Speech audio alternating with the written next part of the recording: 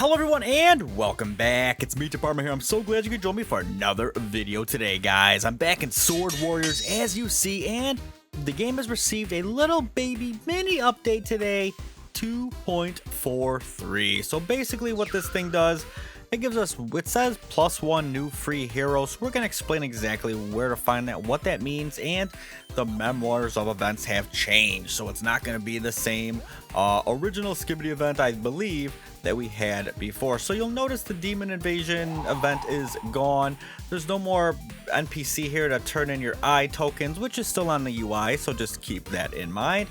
So hopefully you did get the sleeping post hero, bamboo ornament, and anything else you wanted to get out of that one, because it's gone, which also means the world does look a little bit brighter. And I did the wild world 11, and honestly this was like the first time I really did it not in that event, I think, and I didn't realize the mobs looked the way they did, not gonna lie. I didn't realize they're all like Demon Slayer, so yeah, there's that. But today we're here to discuss the new hero, guys. What does it mean? Is it good for free to play, pay to win, Game Pass owners? Is it good for anyone? What purpose does it serve? Well, you're in luck, because we're gonna do what we always do. That's give it a full rundown and run into some of these worlds and actually see what it does and give my final thoughts on if it's actually useful or how it can be useful if it's not initially. So let's take a look. It is Longhill, guys. So if you go into your hero monument, this is where you're going to get it.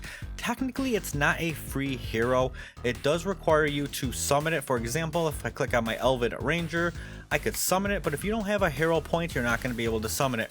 But don't worry, you can just click this reset button on the bottom. It's not going to get rid of any of your hero levels or anything like that. It's just going to reset your hero points, so then you can go ahead and summon the ones you do want. And that's exactly what I did.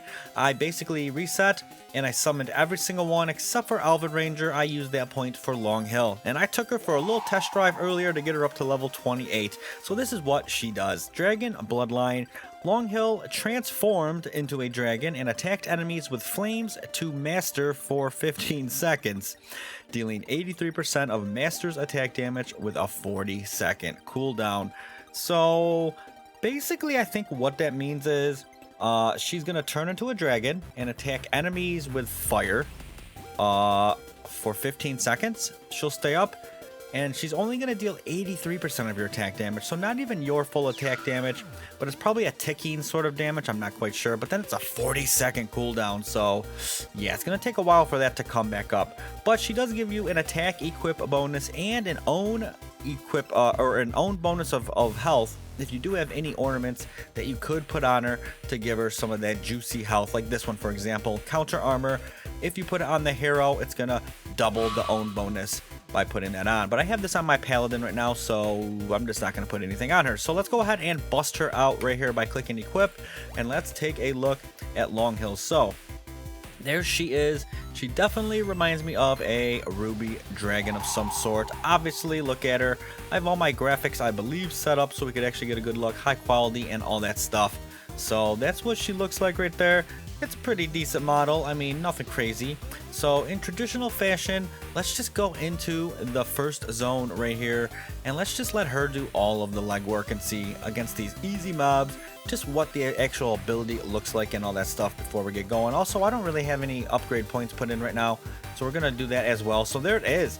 Wow, she actually switches to a dragon, and there's a fireball. So that was a pretty much one shot because this is so easy, but there's another fireball, another fireball. So it looks like what? Maybe one fireball a second for 83% of your damage. So I mean, it helps a little bit. It's nothing crazy by any means.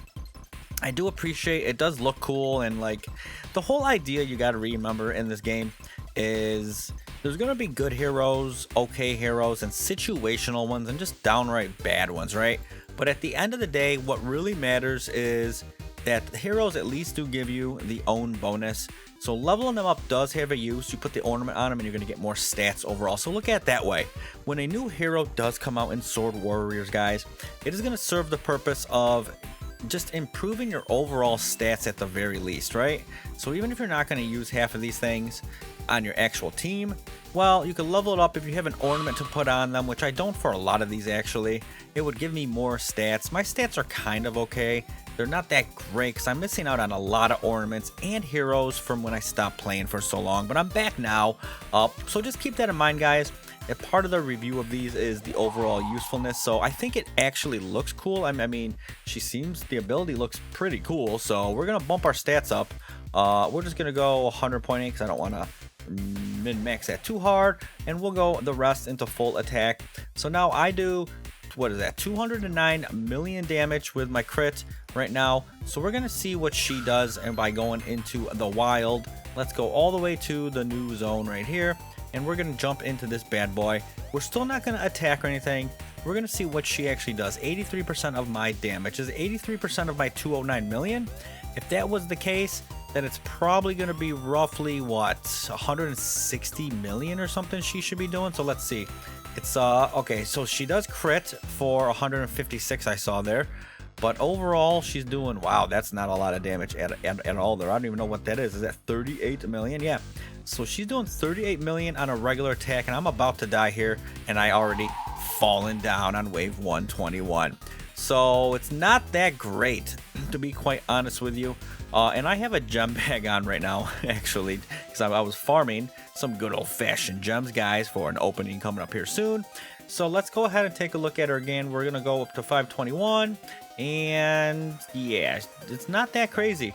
The damage right there doesn't really do too much, actually, compared to just what my weapon damage does. So, I mean, it's not a great hero, guys. It's not OP by any means, and if I was free to play, this is probably not one I'm going to bring with me. For one, it's 40-second cooldown on the transformation, so now that she's done that little bit of damage, it's going to take forever.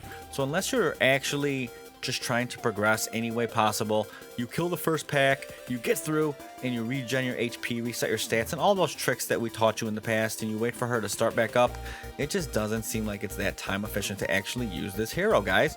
So let's go back to Royal City and take a look. So there's other alternatives you would probably pick over Longhill, and that is really most of these. Like the Prophet's going to give you just more experience in general, so you could rebirth more in the long run by getting to that level faster. Or the Priest, just downright going to heal you every second.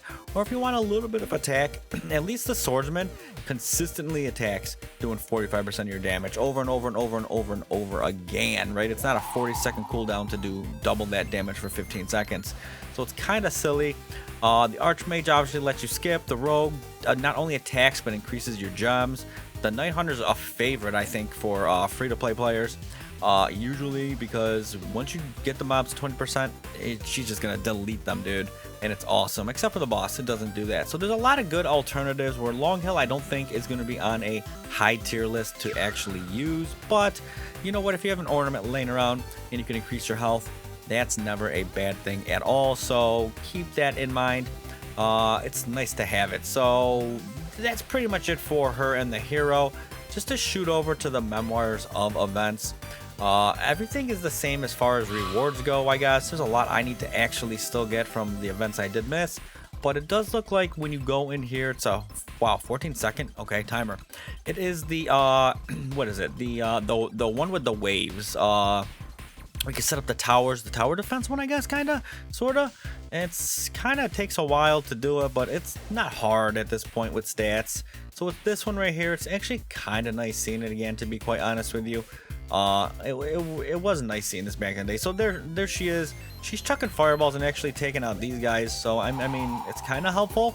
Like, so situations like this where maybe you don't need Prophet or Rogue or something, right, where you're trying to get experience or gems or anything, you know, some fun heroes like this are a good time to use them just to kind of wipe the dust off of them and all that. But overall, I mean, that's it. It's a very small update. It's really just taking away the event and giving a little hero in place of it. So I don't know what's to come in Sword Warriors, guys, but I'm going to continue grinding and all that stuff. So yeah, I got many more videos coming out, and I look forward to seeing you in the next one, guys. So just remember, until next time, stay positive, keep swinging, and have a great rest of your day.